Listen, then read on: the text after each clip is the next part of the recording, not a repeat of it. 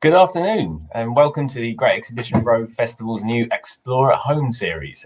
My name is James. I work at Imperial College London, one of the festival partners. Today we're going to be exploring how the arts can boost our well-being, from quietly reading or loudly listening to music, attending the theatre, or even creating your own art through drawing, painting and writing. We'll be asking a panel of experts why the arts can be good for us both mentally and physically. We'll also be chatting about how our engagement with the arts has changed in lockdown. And for those watching us live on YouTube, we'd love to hear about your experiences with this too. As this is one of the first Explore at Home events, I thought I'd say a little bit about what you can expect from us over the coming months. This new online programme will be looking at that convergence of the arts and science, a bringing together of disciplines, which is really at the heart of Exhibition Road, where all our festival partners reside. These lunchtime art science talks will be a regular feature of that monthly programme, bringing together expert speakers and panels that prove art can be scientific just as well as science can occasionally be artistic. Today's speakers, they definitely meet our criteria as they work at the Centre for Performance Science, an interdisciplinary research centre that is a collaboration between Imperial and the Royal College of Music, our neighbours. They're here today to talk about the Hearts Project, which I believe stands for Health, Economic and Social Impact of the Arts. Essentially, they're taking a scientific look at the benefits the arts bring to society. Today, I'm joined by Netta Spiro. Netta is a research fellow at the Centre for Performance Science. She has a background in music psychology and is fascinated by the role that music plays in our well-being. Adele Mason-Bertrand manages the Hearts Project, and is herself interested in identity, mental health, and exploring social phenomenon through the perspective of individuals. And finally, we have Rosie Perkins, who's a reader in performance science and focuses on music and mental health. Thanks so much to all three of you for joining us today. Before we get started, I wanted to remind you all watching at home that this is an interactive event. So please do send us your questions and thoughts. My colleagues, Holly and Veronica, they're working away in the background, monitoring the YouTube chat, and will be passing your comments on to us to put to our guests. Could I just ask everyone to be considerate of each other when you are posting? We want to create a welcome space for this online conversation. So brilliant. So I think that's the housekeeping done, pretty much done. One small thing to mention is that we've had to pre-record the first part of today's talk. However, all four of us will be back waiting for you after a short 15-minute video to kick off what I'm hoping will be a lively debate and take any questions that you have for us. Whilst you are watching this presentation, which we'll load up shortly, there is two things I'd ask you to do for me. First, please post any questions or comments in the chat for me to read. When we return, I'll be able to read them out or put them to our various panel members. Secondly, I'd like you to fill out a quick poll that the team here have designed, and when we get back, we'll discuss the results. A link to it should shortly be posted in the YouTube chat, so you can click on that and fill in that very quick poll. Netta, who's one of the team who created that poll, I wondered if you might be able to say a few words about it before we load up the video. Absolutely. Hi everyone, delighted to be here with you today.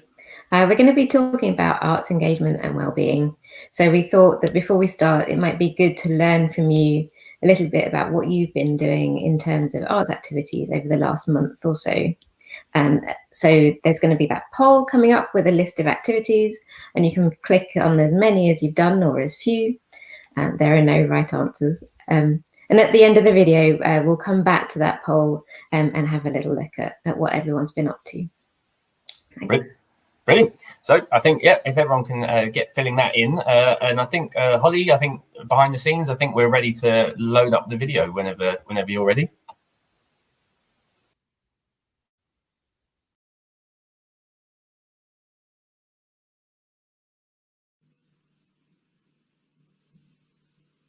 We're delighted to be with you here today to share some of our latest research.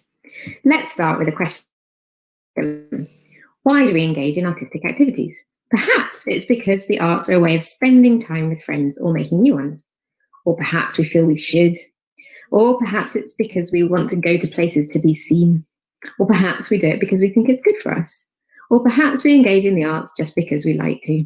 There can be all sorts of reasons and a mixture of them all. One of the byproducts or even intended consequences, though, for some people of engaging in the arts is that it seems to help them feel better and do better in some circumstances. The evidence in this area isn't entirely straightforward, but there's growing evidence that arts engagement can be helpful in several ways. At the Centre for Performance Science at the Royal College of Music and Imperial College London, which you can see here all along the Great Exhibition Road, there's been a long-standing interest in the role the arts, and in particular music, can play in health. Globally, there are a host of challenges that face public health, not least increasing demands on mental health services and ageing populations. New models for preventing and treating illness, as well as maintaining optimal levels of population well-being, are therefore under constant development. Music and the arts, more generally, are readily available and cost-effective psychosocial interventions, and are emerging as promising tools in healthcare. But the field requires evidence of exactly how and why the arts can impact on health and well-being. Over the years, researchers at the Centre for Performance Science have used a wide range of scientific approaches and techniques to examine the short and long-term impacts of engaging in music and in the arts. Most recently, we used large-scale studies to explore the connection between the arts people engage in and the effects on mental health and well-being. We focused on older people and looked at links between going to the arts, so going to museums, galleries, the theatre, concerts, the opera, and health. Those studies suggested that engaging in different arts may be a protective factor against loneliness. It's also been associated with high levels of happiness, life satisfaction, self-realization, and control or autonomy, and is associated with a lower risk of developing depression. Those projects were all based on big cohort data collected by other researchers over many years from nationally representative samples. Experience of using that data showed us that these studies tend to take views that are limited in one way or another for our purposes. So we were still left with a few fundamental questions. What arts activities are people doing? How does arts engagement correlate with mental and social well-being? And what processes might underlie those relationships? So we designed a new survey, which includes an extensive set of arts activities, as well as outcome measures about mental and social well-being. The team was particularly interested in social well-being, and so we also included an open question looking at relationships between engagement and social connection. By including that open question where people were invited to write whatever they wanted, we get a view on process and not just outcome. And we do so in an unusually large volume of data for an open question like this. When COVID-19 arrived in the UK, we responded to the potential for changes in patterns of arts engagement and the change for people working in the arts by launching 2 new surveys adapted to the new circumstances. I'll talk us through the numeric data of the original survey, and then Adele will take over for the discussion of the open questions, and then I'll return to talk about the new projects. This work is all part of a big project called the Hearts Project, a project that looks at the health, economic, and social impact of the arts. And here are the many people who are involved in creating the surveys and analysing the results. Here I'm going to tell you about responses from over 5,000 participants whose key demographic features line up with national proportions. These data were collected in 2019, which seems like a completely different era. Here's the big lever of activities, showing the proportion of people who said they engaged in each of the activities at least once in the last 12 months. So the most popular activities are reading, listening to recorded music, or watching a film or drama at the cinema. Indeed, the 8 most popular activities are those that involve engaging in art that's already been created. So you're watching, listening, or reading, rather than creating new art from the start of the process, like writing, playing, acting, or dancing. As has been done in other studies, we were interested to know in how the data could be described in terms of clusters. So looking at groups of participants who have similar enough engagement to each other and what those combinations of activities might look like. One way of doing this is that you can pick a number of clusters that you choose to model. So here we present the pattern for 3 clusters. It doesn't mean that everyone in those clusters did exactly these activities, but it's a model that can describe the data. For our first cluster, we named them the low engagers, and that included participants who read as a pastime activity and fairly infrequently at that. That group accounts for nearly 20% of our data. The second group, that we call the receptive consumers, include those who, in addition to being readers, participate in a range of receptive activities. Engagement with art that's been created and is now experienced by a listener or audience member. So in our survey, that's reading, going to live music, listening to recorded music, going to the theatre, opera or circus, watching a film or drama at the cinema, and going to an exhibition or museum. And then our third group we called the omnivores, because they participated in a lot of activities, almost all or all of the activities. So now we have our three groups, how they connected to our mental and social outcomes.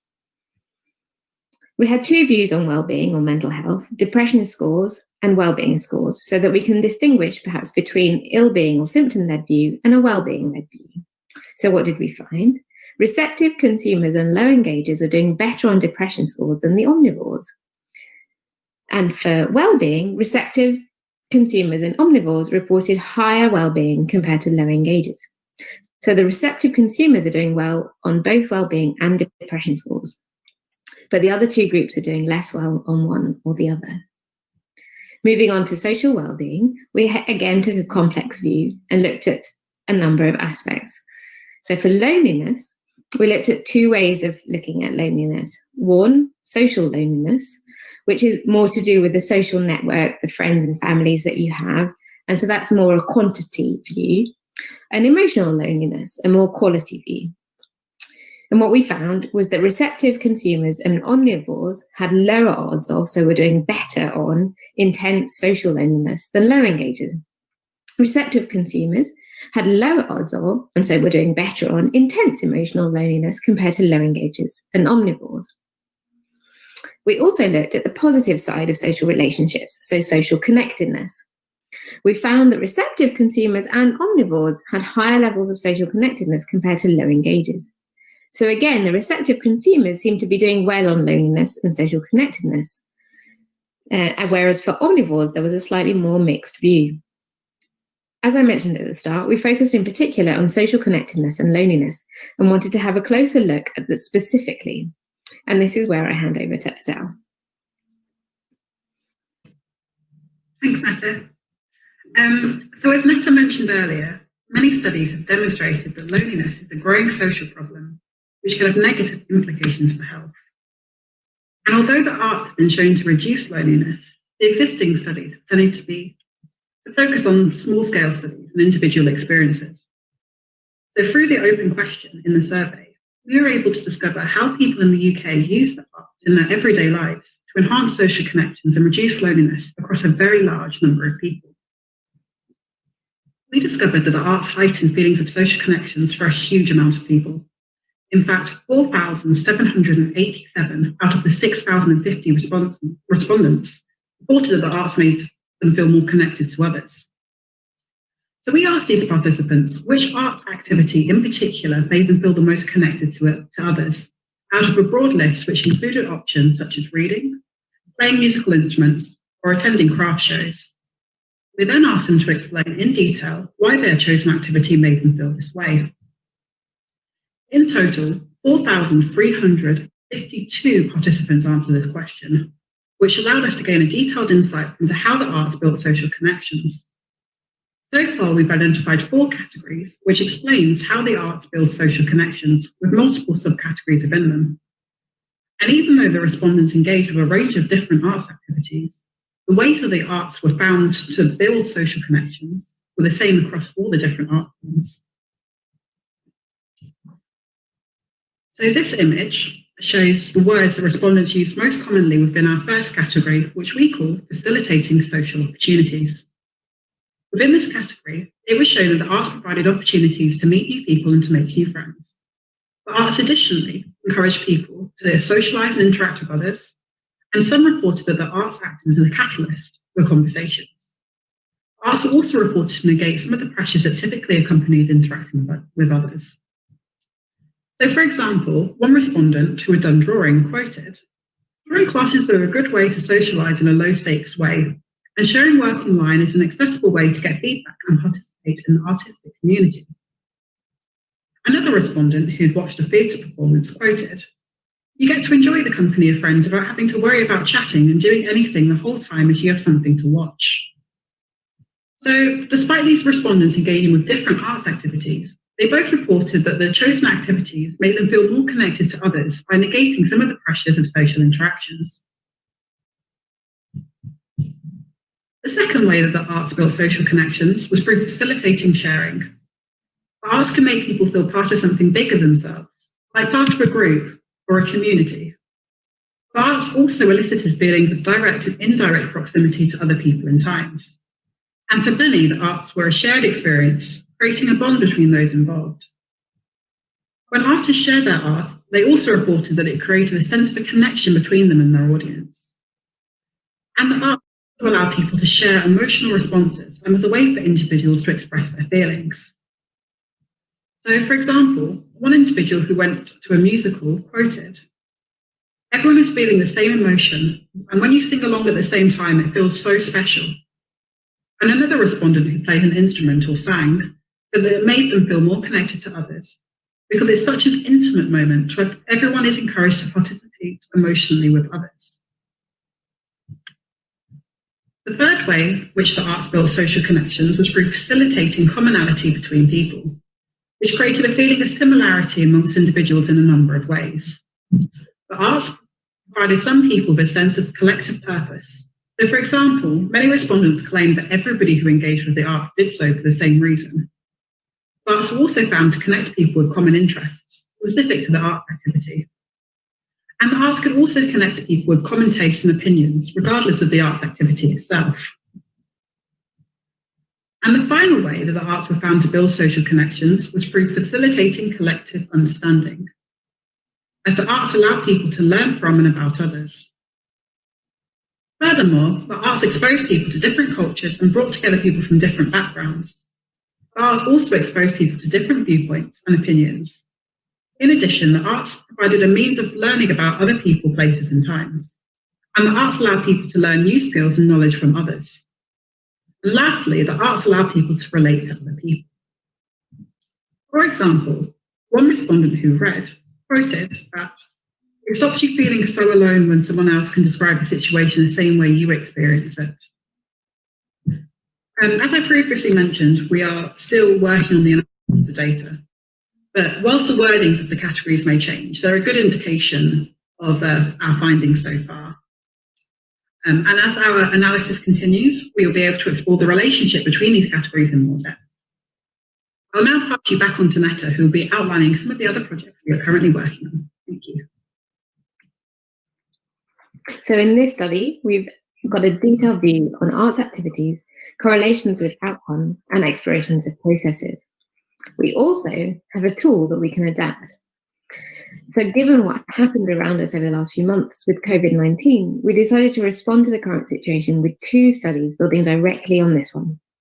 One looks at what happens to arts engagement, and the other looked at what happened to professionals working in the arts. This is all in early stages, and like the study we just talked about, it's all under review and not yet published. The first months of COVID-19 pandemic saw a shift in the cultural arena and in opportunities for arts engagement. The vast majority of spaces for arts engagement closed. So we adapted the heart survey for these COVID-19 times and launched a survey on the day the schools closed for the lockdown. We had over 9,000 responses, and we're currently collecting data as part of the second phase of the study. So here are just some snippets for now. Here we can see the same league table that we saw before, but this time with the new data. And we can see that the same top 3 activities that dominated back in 2019 are still at the top, just in a different order. So people are watching a film or drama, reading as a pastime activity, and listening to recorded music. And then the drop-off to the rest of the activities is much more stark than it was in 2019. But still, there's at least some people doing each one of the activities that we proposed. As we saw, both in the 2019 data, the top activities that people engage in were to do with activities created by others, art created by others. So what happened to those people who work in the arts at the start of the UK lockdown? And here we're talking specifically about April to June 2020. So in our second survey, this time with almost 400 participants working in the arts, we asked them how they were doing. In terms of work and income, there was a dramatic reduction in working time and income, as well as a significant element of financial hardship. In particular, a big proportion of performers saw a big reduction in their performing time. Unsurprisingly, perhaps, and in terms of well-being, most of our respondents were doing worse. 64% reported feeling more lonely, and 85% reported feeling more anxious as a result of the public health situation. We also asked our participants an open question, just like in the other studies. This time, though, we focused on the challenges and opportunities of this period, and a few themes emerged. First, for the challenges, we identified 4 main themes: loss or uncertain work and income, constraints of lockdown working, loss and vulnerability, and a detrimental effect on health and well-being. As an example of our loss or uncertain work and income, one female performing artist aged 45 explained, "I feel suspended. It feels like our profession as performing artists doesn't exist for the time being, and it feels like it will take a long and slow to restart." As an example of loss and vulnerability, a female arts administrator aged 32 explained, "I'm in a kind of mourning for the industry, which I know will never be the same. And there's a huge sense of grief and foreboding for all my peers and the many wonderful organizations that I work with." In terms of more positive perspectives, we found opportunities identified as professional and personal opportunities. And as an example of that, we have a quote from a female arts administrator aged 24 who said, "It's made me feel better connected to the wider industry. I've had to do more online searching, and I've come across great resources and networks as a result. Working in the arts feels incredibly collaborative right now. My work is currently the area of my life which I feel less anxious, most supported, and least alone." We were interested in what might be helping or hindering mental and social well-being among arts professionals at this time. And our data suggests that, generally speaking, greater physical activities before lockdown, increase in physical activity during lockdown, better self-rated health, being older, being male, and having better finances were all associated with doing better on different aspects of well-being. So what have we learned? People do a wide variety of arts activities. There seem to be relationships between arts engagement and mental and social well-being, though the story isn't completely straightforward. During the first UK COVID-19 lockdown, a few mainly receptive activities were very popular, though nothing stopped entirely. And people working in the arts were quickly and significantly affected, though there were some things that really helped some people fare the initial storm better than others. What next? We're now re-releasing both of the COVID-19 related surveys to trace what's happening in the arts, both from the perspective of engagement and professional workers in this domain. Thank you very much for listening. Brilliant. Thank you so much, Adele and Netta, for putting that together and kicking off today's discussion with that really, really fascinating video. We're going to open up with some questions now. We've got one that came in from Sophia. I know that in the video you explained it's a complicated relationship between arts engagement and sort of well-being. But Sophia asks, and I think I'm going to put this to you, Rosie, what advice would you give to someone who is looking to introduce more arts into their life to boost their well-being? What can be done at this time while most of us have more time at home? So over to you, Rosie. Thanks, James. I think there's a couple of things that I would say in response to this. First, that some of our other research has shown that even a single session of quite a short arts activity can enhance our mood and reduce things like stress hormones. So it doesn't need to be an activity that takes a lot of time. It can be just a single session of something. Second, that the short answer in terms of how we can each engage in the arts depends very much on us as individuals. So Adele and I were recently involved in a really large-scale piece of work looking at how just over 2,000 people report that music in particular can support their mental well-being. And what we found is that each person uses music in very, very specific ways to meet their individual needs and their individual circumstances. So, for example, people with chronic illness might use music as a form of respite. And this tells us that there's not a sort of one model fits all approach. So the answer is really to find arts activities that you enjoy and that are meaningful to you and that make sense in your life circumstances. And while we're all at home, of course, it gives us an opportunity in some ways to try out new forms of what we might call like participatory activities. So things like drawing or photography, or perhaps learning a musical instrument or learning to sing. And there are also lots of new ways that the more receptive arts activities are available now. So, for example, with concerts or gigs being live streamed or shown on TV. So we can watch these things from the comfort of our own home now in ways that perhaps we couldn't before. Thank you. Brilliant. Adele, Rosie said you were involved in that study as well. Is there anything you'd like to add? Yes. So adding to what Rosie said, with so many arts activities being hosted online at the moment, now is a great time to try out new things that you might not have done before. So I've been attending a lot of new classes for the first time hosted by people who come from across the world. So if you do want to add some new art activities into your routine, just see what's available and give it a go. Brilliant. Netta, I'm going to come to you.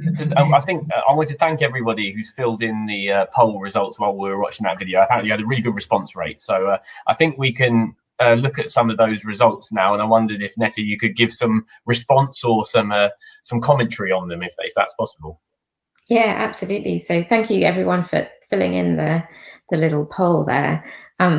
This is quite reassuring in a way from a researcher's perspective, because the top 3 activities that we found in our COVID-19 related study are the top 3 that we're finding now. And if you can't see that on the screen, it's the watching a film or drama, reading as a pastime activity, or listening to recorded music are still the top 3 most popular activities. Which is consistent now across the pre-COVID study and this one, which I think is fascinating. And then even the order of reduction as we go down the different activities is kind of mirroring what we've just found in the COVID-related work. So I guess that this tells us a lot, I think, about what kind of activities are lend themselves to being carried out during this slightly odd time that we're living through. And we popped in there some more tricky ones, or the ones that we assumed might be a bit more tricky, like attending live music and such like. And of course, that's just dropped off a cliff, really, for a lot of people. So it's reassuring from a research perspective and very sad from an arts perspective to see these trends around us. But thank you for filling in the poll. Indeed, yeah, thanks everybody who took that time. We had a comment from Steve about sort of live events and music, which I thought might be quite interesting. Maybe Rosie, you could comment on this. So Steve says, I've attended live events, but via the internet. So how did that feature in any studies you've taken part in? He also said he's tried to perform with the choir online, but not having the equipment at home, he found it quite stressful. I assume that's microphone recording type equipment that some of us have at home to do these live events, but not everyone. Did you factor that into account, Rosie, in any of the work that you did? Yeah, so we've asked about the ways in which people are engaging. So whether if it's a live event, whether it's something that you go to sort of in person to a venue, for example, or whether it's something that you engage in online or virtually. So we have looked at that in our findings, and perhaps Netta or Adele could speak a little more to what we found. But I think it's a really good point around the sort of barriers that we can experience to doing this stuff online, because it's this online interaction is new for all of us. And when we're trying to do the arts in this way, we lose a lot of the sort of non-verbal communication that we might have. And there's some other research actually that colleagues are doing into this in a music performance learning situation. So, how can we do ensemble rehearsals online in a meaningful way, for example? But so we have these sorts of issues, but we also have things around technology, like you said, and it's not always the case that we have the right technology or the right equipment that we need to enable us to engage. And so I think we're entering really a period of sort of exploration and investigation in terms of how we can engage meaningfully online and how we can do that while recognizing that people have different setups, different equipment, different levels of previous artistic experience and so on. So I think we're entering quite a kind of exploratory time in working out as a sector how we can continue to make music and to do other activities that are artistic online, and to do that in a way that works for as many people as possible. Yeah, certainly. It doesn't seem Steve Fishon has got him too down. He does say, "Thank God for the arts." He followed the comment saying, "Thank God for the arts, otherwise I would have been in pieces." It shows the role that the arts play. I think we had a comment from Kathy earlier as well, saying how the arts is essential. Earth without art is just and that's coming from an engineer rather than an artist, which gives you a sense. So I wondered, despite all the enthusiasm that we have from the people watching this, the arts has been struggling a little bit through lockdown, both from a funding perspective and engagement perspective. Can we? I wondered, Netta, maybe I could ask you: could we expect to see some longer term implications for public health later down the line that maybe you might be able to track back to this period of unengagement with the arts? I think this is a really important area, because we're so focused a lot of the time on now and what's happening now, and what's happening now is, for some people, is really, really terrible in terms of their working lives for professionals, and in also lots of people that surround them. And we're also seeing constantly little reports or bigger reports about the importance of arts in mental and social well-being, and we've seen that evidence growing for some time. And so now we're in this position where the arts sector and arts professionals are struggling. A lot of them are struggling. And so in a way, this whole support network for social and mental well-being is being put at risk, not putting aside all the other problems that come with this. There's that problem too.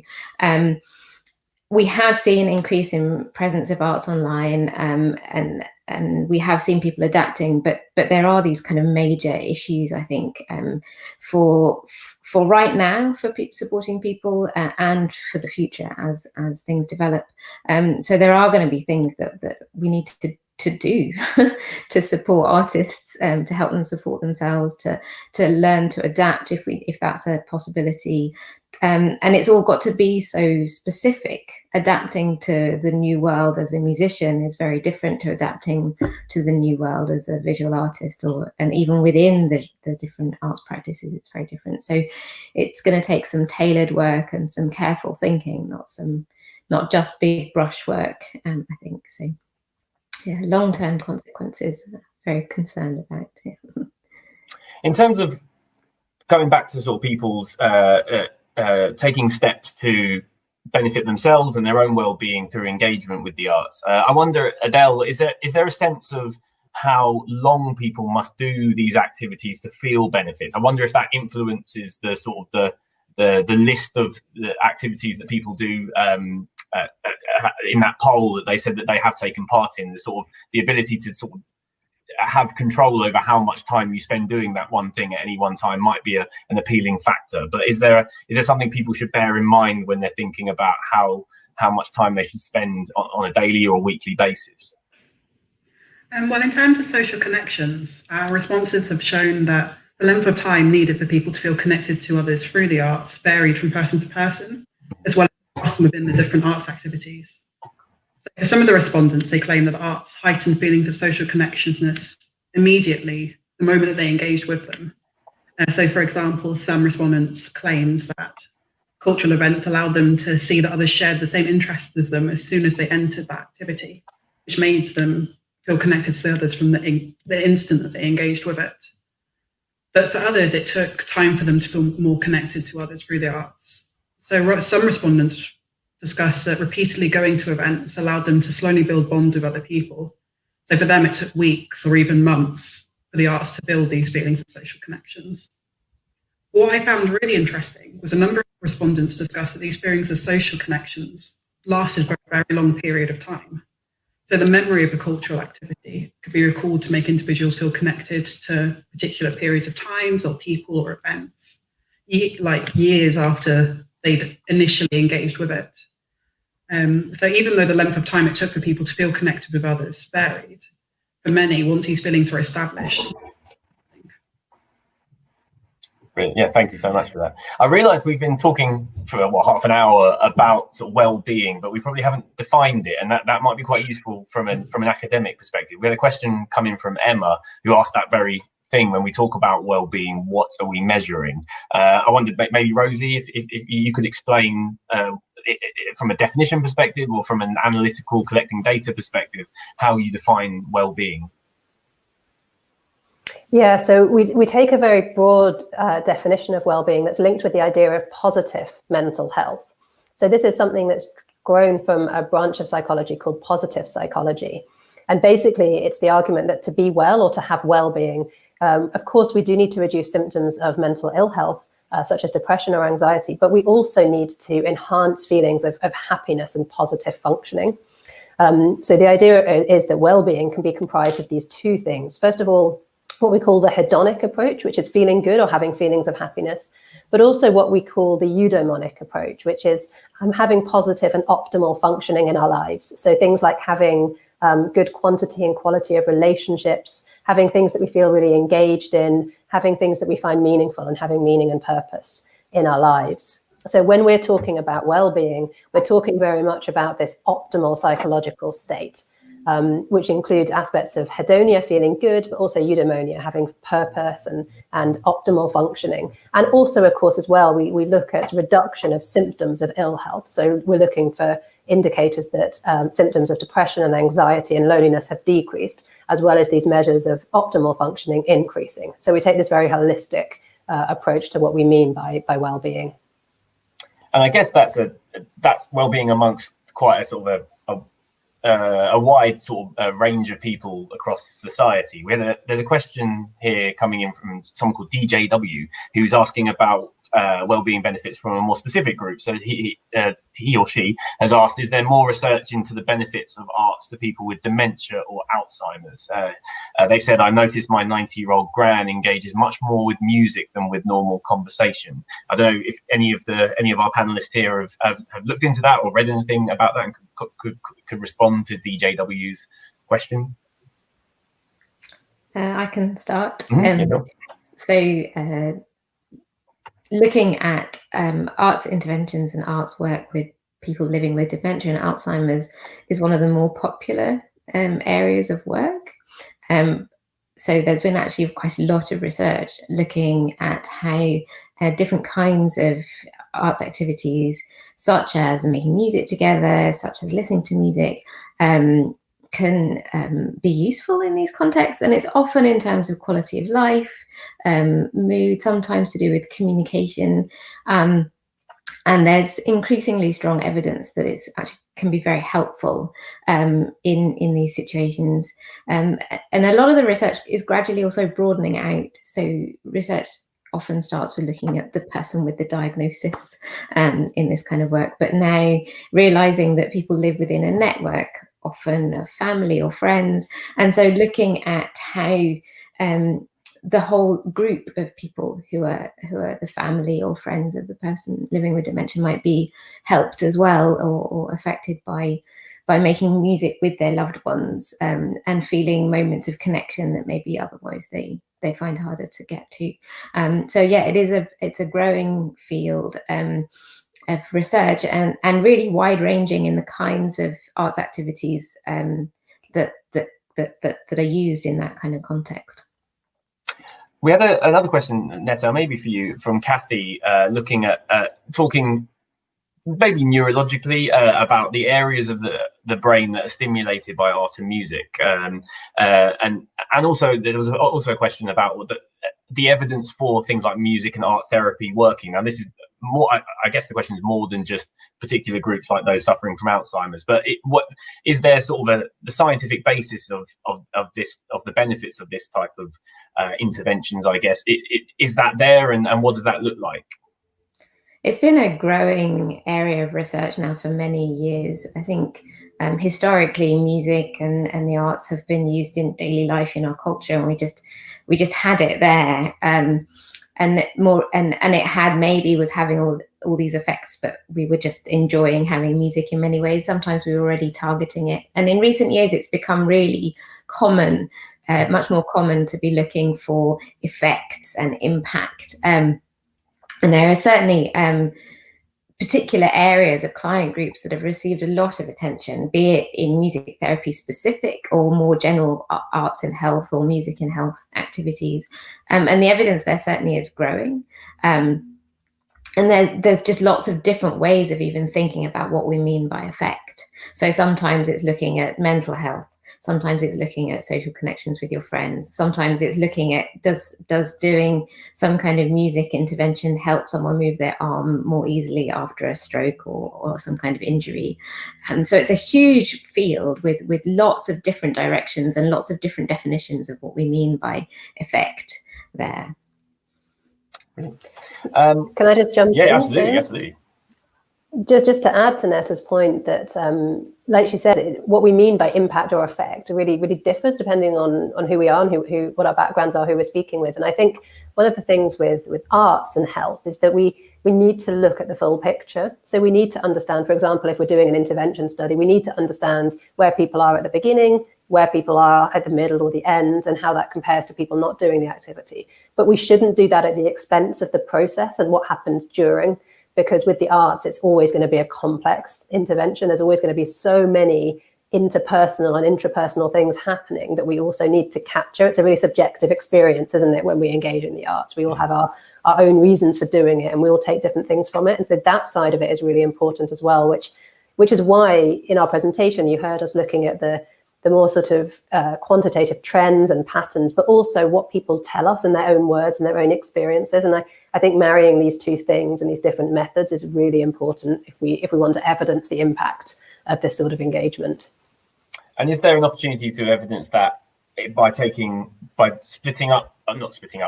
up the arts in terms of different types of engagement? So we had a question from Holly around the distinction between passive engagement versus more active engagement. So I guess watching something as opposed to, I don't know, singing in a choir or something like that. Is that something that could be looked at or has been looked at or could be looked at in the future in terms of the benefits there? Rosie or Netta, if you want to follow up on that. I can kick off. So in our study, we had our big list of arts activities divided into two groups, one that we called receptive and one that we called participatory. And there are situations where we see differences in effect. So for our 2019 study, we saw that it was the receptive arts engagement that seemed to be consistently more positively associated with the social connectedness outcome. But more generally, people have done all sorts of comparisons looking at these two broad types of participation. One relatively small study, I think, found that a gender effect. So men were more likely to benefit from receptive or to be associated with positive outcomes on receptive activities, and women more on participatory. But that was a small study, so take it with a pinch of salt. But generally speaking, there is this real interest in looking at the two.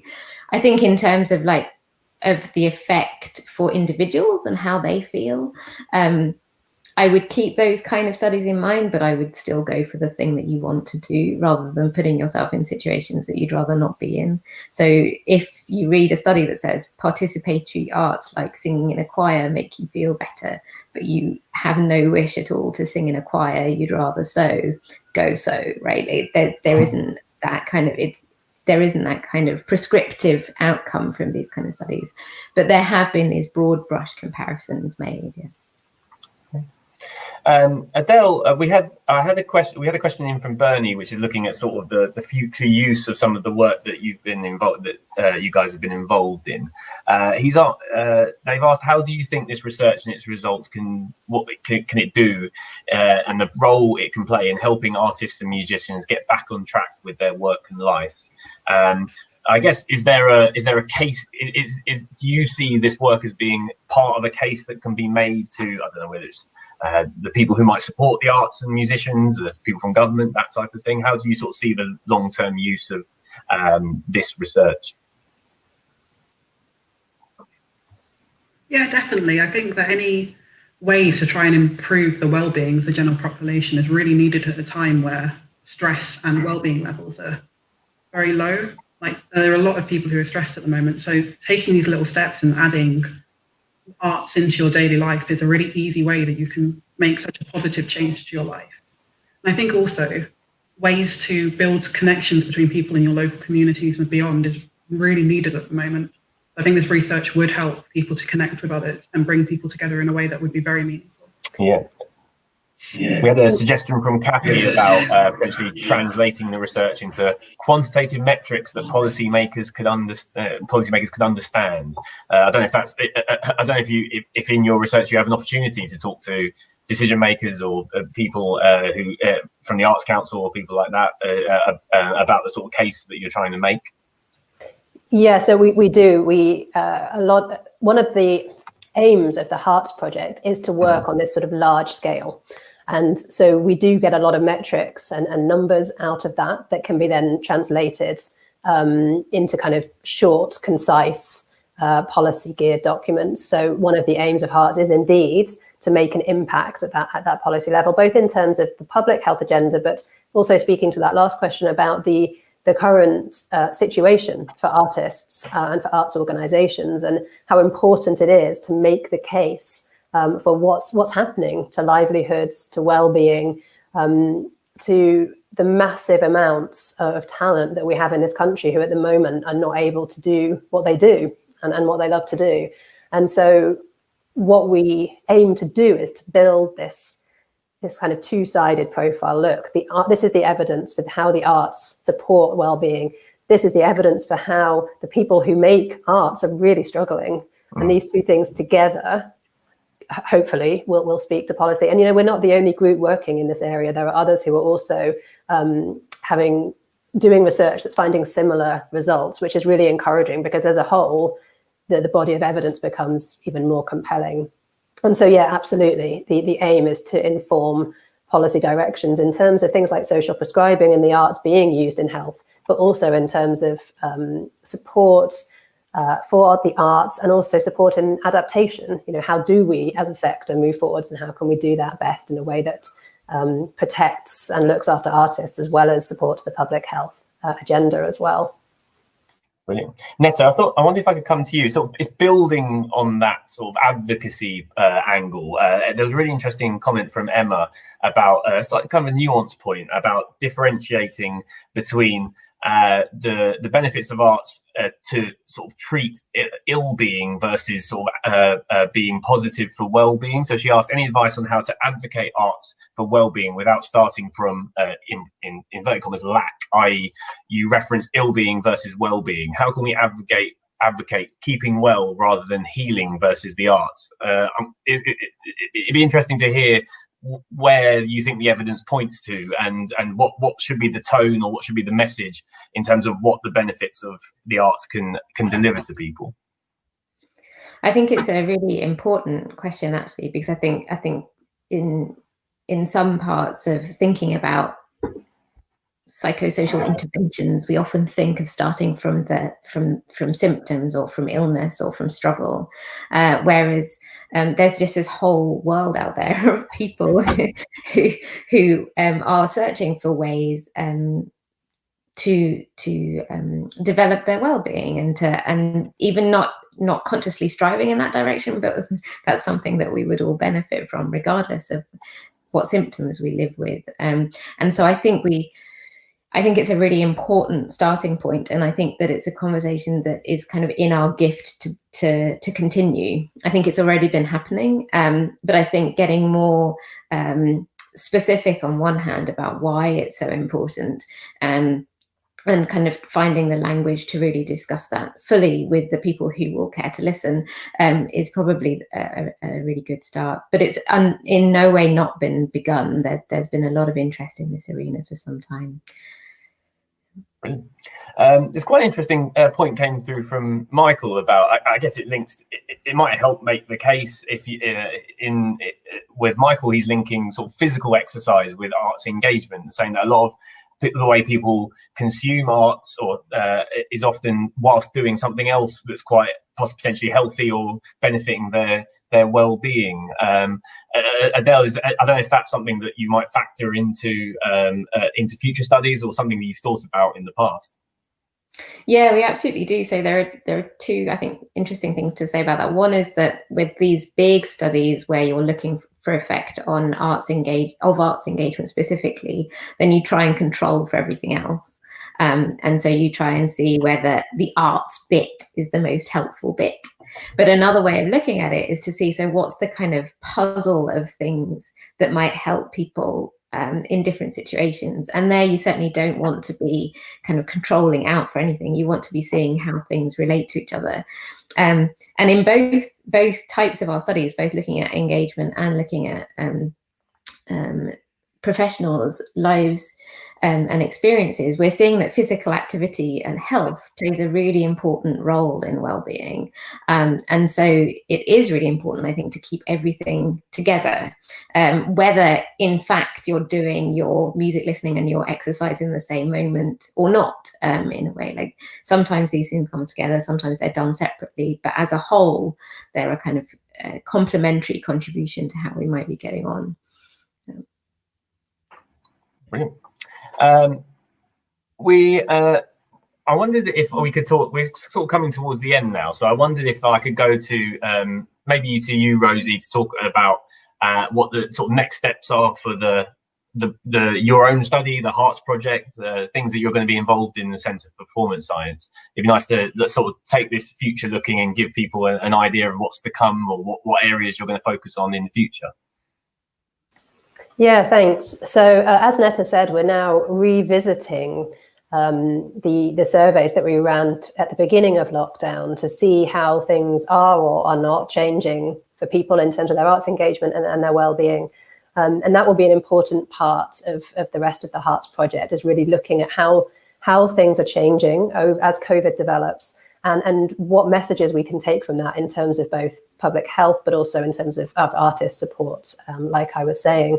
And in terms of future work, the Centre for Performance Sciences, as you said in your introduction, is this partnership between the Royal College of Music and between Imperial College. And so we have these opportunities to investigate performance and the arts as they intersect between those of us making and doing performance and those of us researching. And so the arts, of course, are a really futile kind of place for researchers to look. We have expert performance, for example. We have all these impacts on society. And so our future work aims to really be at the intersection of these disciplines and to be very interdisciplinary. So, for example, we do work around performance simulation.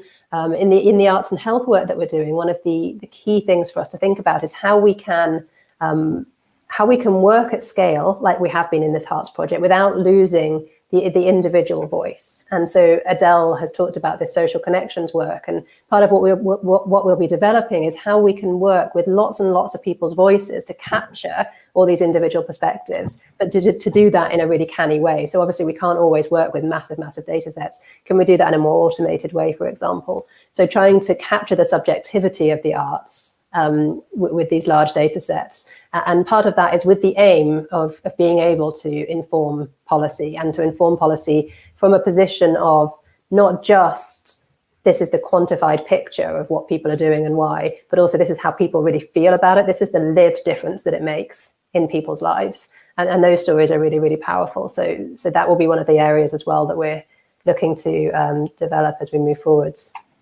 Thank you, Netta. In terms of sort of a closing remarks from you, I mean, this felt when I first heard about this talk like a very timely discussion to be having at this time, considering some of the things that have been discussed or some of the comments that have been made by people in government and things like that.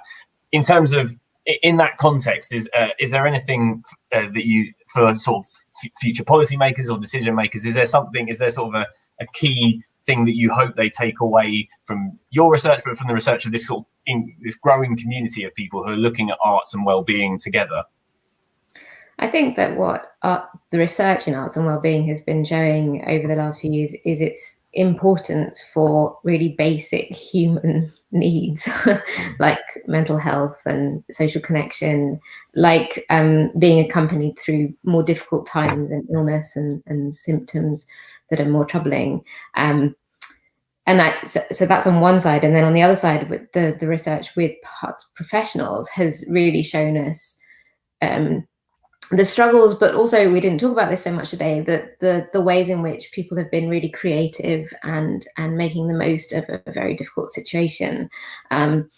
And so I think a broad brush message is we need it, and we need to support the people who make it and who facilitate us making it. Arts professionals do everything from getting up on a very big stage with a huge audience to working with 3 or 4 people, or just one in a room that nobody else really sees. And I think having that support for the range, and for thinking about how we keep that activity going even through these difficult times is important. And we should probably remember that it wasn't a utopia before COVID in the arts world.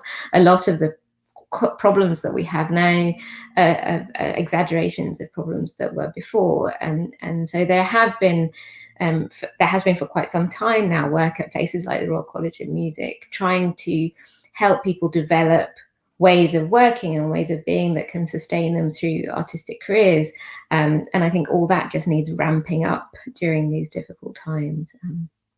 Brilliant, thank you very much. Adele, can I leave the final comment to you in terms of talking to our audience as individuals and things that individuals who are mindful of their own well-being and maybe looking to engage with the arts more. Is there some sort of advice or things you can leave us with about what we can do to make sure that we are sort of maximising the benefits that arts engagement can play in our own sort of well-being? Well, one of the things that we often get asked is if people how people should use the arts correctly to gain benefits from them. But our studies have shown that the arts really mean different things to different people, and they also fulfill different functions depending on the person. So I don't think people should worry about using the arts correctly or trying to find benefits from them in a certain way. I think people should instead try and engage with the arts they enjoy, and that will act as a benefit in itself for better well-being. Great. So finding your own way through the arts, finding what works for you, and that sounds like sage advice.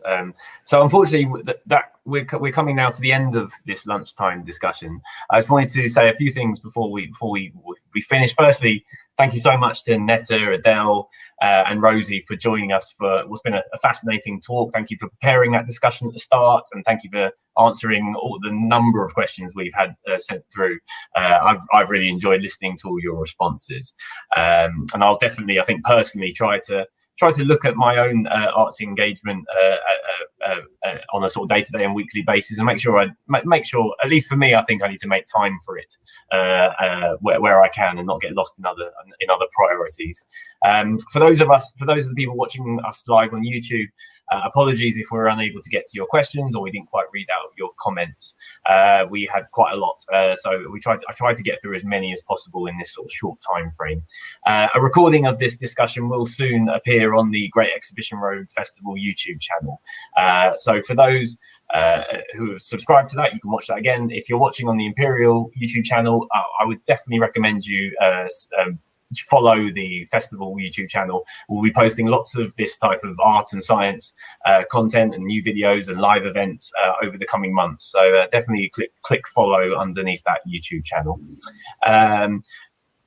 That's pretty much, I think that's it from me. We've got there'll be an evaluation form that will be linked to in the YouTube chat. So please take a moment to fill that in and let us know how this event was. And there's opportunities to suggest future events that we could do in this sort of art and science space. So we definitely welcome any suggestions and thoughts there. But otherwise, that's it from me.